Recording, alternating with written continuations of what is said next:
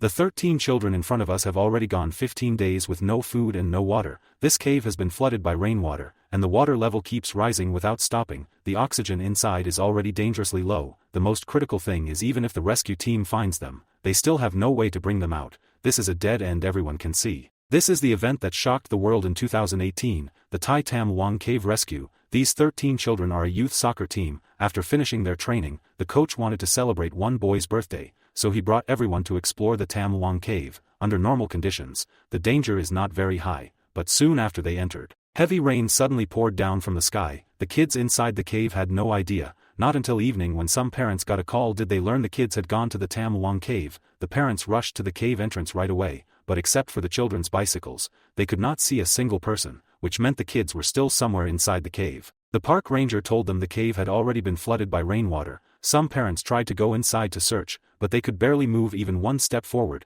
In that moment, despair and fear spread through the hearts of every parent. Soon the mayor received the news. The situation was urgent. He immediately contacted the Navy SEALs to begin the rescue mission, sending in elite divers for the operation, which showed how seriously the mayor took the situation. But at that moment, no one imagined that from the very beginning, this was a battle against nature with almost no chance to win. The Navy SEALs started diving from Chamber 3, about 800 meters from the entrance. They placed guide ropes along the way. The mayor confidently believed the Navy SEALs would need at most one night to finish the rescue mission. However, when he arrived at the cave waiting for good news, what returned instead were injured Navy SEALs. Even these Special Forces soldiers had no experience diving in such extreme conditions. Underwater visibility was almost zero, and there were strong currents and falling rocks. In the eyes of the parents, this was almost like a death sentence for their children. Soon the second day arrived. The Thai authorities mobilized more than 100 government agencies. They also sent out an international request for rescue help. At the same time, volunteers from many countries also joined the rescue mission. But at that moment, no one knew where the trapped children were or whether they were alive or dead. The rescue team used several large water pumps, trying to pump the water out of the cave, but even with huge power, compared to the amount of rainwater pouring in, it was like a drop in the ocean. At that moment, a water engineer arrived at the scene. He found the villagers on the mountain and told them pumping water would not work. The water inside the cave was pouring in from the mountain top. There were many cracks on the mountain that led straight into the cave. These openings were like the scythe of death. Only by taking the water from the mountain and guiding it down the slopes could they slowly lower the water level inside the cave. After understanding the situation, more villagers began to volunteer to help redirect the rainwater. By this time, 5 days had already passed since the accident. The Thai government invited the world's top cave diving rescue experts, Rick and John. The two men had 30 years of cave diving experience, but after they entered from Chamber 3, they were still shocked by the underwater conditions. The tangled limestone formations together with the fast hidden currents turned their dive into a journey through hell. After almost 4 hours, they had only moved forward 800 meters, when they reached a point 1600 meters from the cave entrance at a T-shaped junction in a relatively open area. The two men took a short rest before moving forward again, but they did not expect the constant flow of water inside the cave to suddenly cause part of the cave to collapse. The flying rocks shot out like bullets and blasted straight into the water, along with the constantly changing currents. Rick and his partner were almost dragged away. Luckily, both men were highly experienced. It turned out to be only a close scare. Soon they decided to turn back. On their way, they discovered a volunteer who had come to repair a water pump. But he did not expect the water level to rise so quickly that his path back had already been blocked, so Rick decided to help guide him back through the dive. After all, Chamber 3 was not very far away, but for an ordinary man with no diving training, diving in such an extreme environment, the freezing rainwater and the unpredictable currents, along with the strange way of breathing underwater filled the volunteer with overwhelming fear. He simply could not control himself and struggled wildly on pure instinct. Rick could hardly hold him steady, even his own breathing mouthpiece was knocked away, while the volunteer smashed his head against the rocks. Luckily, they were already close to the cave exit. The volunteer took another breath. While bleeding, he managed to swim to Chamber 3. This experience made Rick realize one thing: putting aside whether the children were still alive, even if they were, rescuing them would be almost impossible. With several kilometers of narrow cave, struggling inside those flooded tunnels would most likely end in drowning. Meanwhile, the parents waiting outside had already gone from despair to numb silence. 5 days had passed. There was still no news of the children. One parent approached the Navy SEAL commander. His only request now was simply to beg the government to bring his child's body out whole. This hopeless request left the rescue soldiers speechless. Soon the mayor held a meeting to discuss the next rescue plan. So far, the farthest point they had reached was the T-shaped junction 1600 meters from the entrance, and there was still no sign of the children, which meant they were even deeper inside. But continuing the search would only put the rescue team in even greater danger of death. So the mayor decided to wait until the rain stopped before diving again. but by the 8th day, the heavy rain still had not stopped. The mayor drove up the mountain, where he met the engineer who had been guiding the rainwater away. After talking with him, the mayor finally understood that pumping water with machines was barely helping at all. But to guide the rainwater down the mountain effectively, the government would have to pay a price. That price was to divert the rainwater from the other side of the mountain directly into the farmland below. For the villagers, this meant cutting off their main source of income. Can this really save those boys? To be honest, I cannot promise anything, but it will give the children a small chance to live. After hearing this, the villagers discussed it together and agreed to sacrifice their farmland to give the boys a chance to survive. There was no time to waste. The drainage work quickly began. By the 9th day, Rick and his partner finally saw a short window when the rain stopped. After 24 hours of non-stop drainage, which was now the 10th day, Rick and John seized the moment, put on their diving gear and prepared to explore even deeper. After 4 hours of diving, the two men reached the T-shaped junction again. After fixing a new guide rope, they moved into an area no one had entered before, passing through an entrance blocked by fallen rocks. They finally reached Pattaya Beach, but the place was still completely empty. At that moment, the two men had only one thought: to at least find the children's bodies. After 10 days, even if there had been no collapse or strong current, with no food, it was impossible for the children to still be alive. As they continued diving deeper, the guide rope in Rick's hand was almost running out. By now, they were nearly 3 kilometers from the entrance. What they never expected was suddenly, several lights appeared ahead of them. The children were still alive. All 14 of them, including the coach, were alive. John quickly took out a DV camera to record. This was nothing short of a miracle. Looking at the children who were thin from hunger, Rick and John could only admire their strength. The coach had been teaching them meditation. Through this method, the children managed to hold on until now. But at that moment, what Rick and John felt besides relief was also deep pain, because this felt even worse than finding bodies, since they both knew better than anyone, as long as the water did not fully drain, the children would never be able to get out. Food could be brought inside, but the air would soon run out. The final result would still be death. The round trip took 12 hours in total. Rick and John passed through the 2,500-meter death passage and brought out the video proving the children were alive. Everyone who saw the footage was overwhelmed and hope returned again. The news quickly reached the mayor and the parents. Everyone, including the media, began cheering as if the rescue had already succeeded. But only Rick and John were still worried, because this was not the end but only the beginning. So when the mayor came to thank them, Rick suddenly lost his temper. He had clearly warned them not to release the video. Now the whole world had seen hope, only to watch the children die later. The Thai Navy SEALs will go in tomorrow. Those children will never make it out. 242 6 hours of cave diving. Not to mention these children, even experienced divers cannot promise they will come out alive 100%. The volunteer who was rescued earlier was proof. Struggling and drowning would be the likely result. Once someone drowned, fear would spread again and make the situation even more hopeless. For now, there was no way to bring the children out, but they could at least deliver some food. So Rick and John explained to the SEAL team the route beyond the T-shaped junction. These soldiers had great confidence in their own abilities. Since someone had already opened the path, they believed they could follow it easily.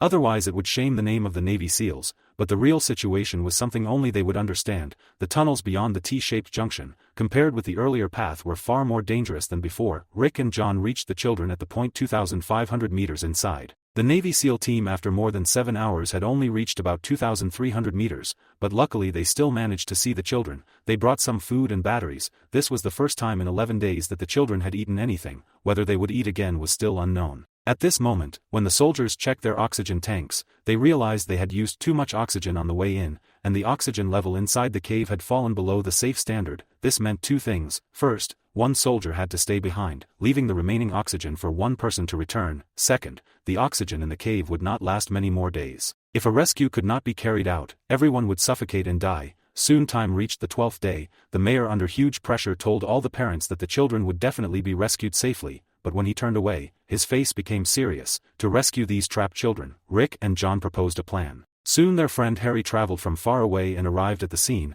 Harry was also a diver, although his skills and experience were not as strong as Rick and John, but he had a special skill. Harry's profession was an anesthesiologist. 295,296,297,298. Rick wanted Harry to sedate the children, then bring them out with breathing gear. But doing this carried huge risk. With no medical monitoring equipment, the dose of the medicine would depend completely on Harry's own experience. Too much and they would never wake up, too little and if they woke underwater, they would struggle and drown. When Harry refused right away, John quickly stepped in. He did not want to put too much pressure on Harry, and so time moved on to the 15th day. The Navy SEALs continued bringing food to the children, but one of the soldiers during the dive had his oxygen tank caught on a guide rope. When he looked up, his teammates were already far ahead. With no other choice, he had to remove his gear to free himself. but at that moment, his breathing valve fell into a crack between rocks. After he untangled the rope and pulled it hard, the valve suddenly burst open, a large amount of oxygen began leaking rapidly. In extreme panic, the soldier desperately struck the valve and finally managed to stop the leak, but the oxygen he had left had already become a death notice, at the position where he was, whether moving forward or turning back. There was not enough air to reach the surface. In the end, this Navy SEAL suffocated to death in fear and despair. When everyone saw the body brought out, besides sadness, there was also deep helplessness. Even professional rescue soldiers were this vulnerable, so what chance did those children really have? But because of this tragic death, Harry began to waver. Since the children are destined to die, it is better to take a gamble. He told Rick that he could prepare an anesthetic that could last for 30 minutes, from the point 2,500 meters inside. Bringing the children to the cave entrance would take about 6 to 7 hours. As long as the timing was right and they gave another shot along the way, in theory, the rescue could be done, but by conservative estimate out of the 13 children, only 3 to 5 might survive. Although it was hard to accept, it was still better than losing them all. With a plan now in place, the mayor quickly called a secret meeting. Everyone there had been involved from the very beginning. The normal rescue methods had a success rate of 0, now they finally had a method greater than 0. Even if some people might die, everyone understood there was simply no other choice. After a brief moment of hesitation, the mayor told Harry to carry out the plan as soon as possible. And this method had to stay completely secret from the public. If the plan failed, I alone will take all responsibility. Soon the time came to the 16th day. Harry explained to the best divers present how to give the children another shot underwater. After everything was ready, Rick and the others carried a suffocating weight of pressure and began what would become the most unprecedented anesthetic rescue in human history. During the dive, they placed oxygen tanks in every chamber along the cave. Going in and out of this cave would take at least 10 to 12 hours, so they needed relay stations to rest and adjust, and to check the children's condition. 5 men soon reached the children. Harry was responsible for the anesthesia.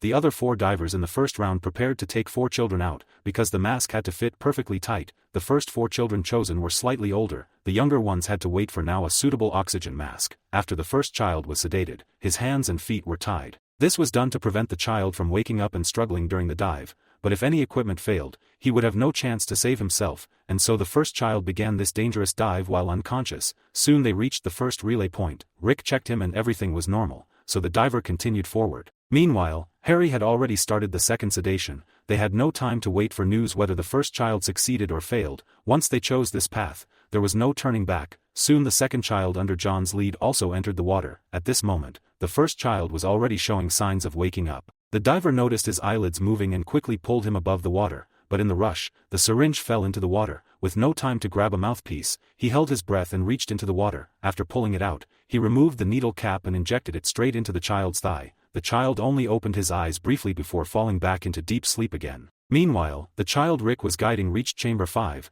but after giving another injection, they noticed the child's breathing became extremely weak. The anesthesiologist Harry was not there, so all they could do was wait and pray. Luckily, the child slowly recovered. The mental pressure was overwhelming. As a rescuer, John knew saving 100 people but losing even one by his own hands could destroy him under public opinion. After quickly steadying his mind, John continued the journey. 5.5 hours later, the first child was successfully brought to chamber 5, breathing normal with stable vital signs.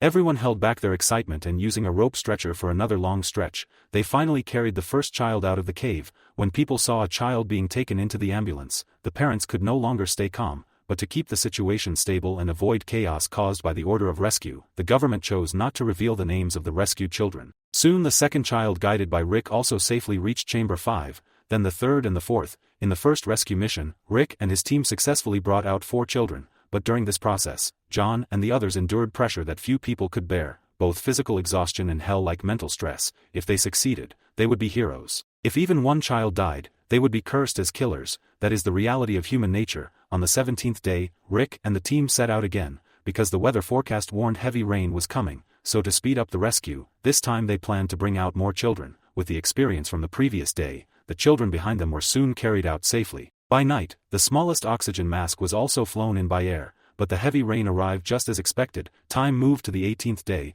the first day of the second storm and also the final day of the rescue. Today, they had to bring out all the remaining children, otherwise if the water rose again, it would flood every relay chamber. With no time to waste, the heroes returned to the cave entrance. Rick looked at the rising water level. Whether the rescue could continue depended on his judgment. The others did not know how he judged the safety, but he simply decided to keep going. Soon they reached the destination again. Luckily the smallest mask could be used, according to the plan. Everyone remaining Including the coach was sedated one by one. Under the guidance of the rescue team entered the water. Along the way, Chris found the coach weighed much more than the children he had rescued before. The coach slipped from his hands and sank downward. After a brief struggle, he could no longer reach the guide rope. Luckily, underwater he noticed a cable. By following the cable, he could continue diving. Soon he successfully reached the relay chamber. The danger he had just faced still shook him deeply. Meanwhile, the other teammates had all successfully brought the children out. Chris stayed in the relay chamber, afraid to dive again, until Harry, who came last, met him. The two exchanged a few words, which slowly eased his fear. For the final stretch, Harry took Chris's place and completed the rescue.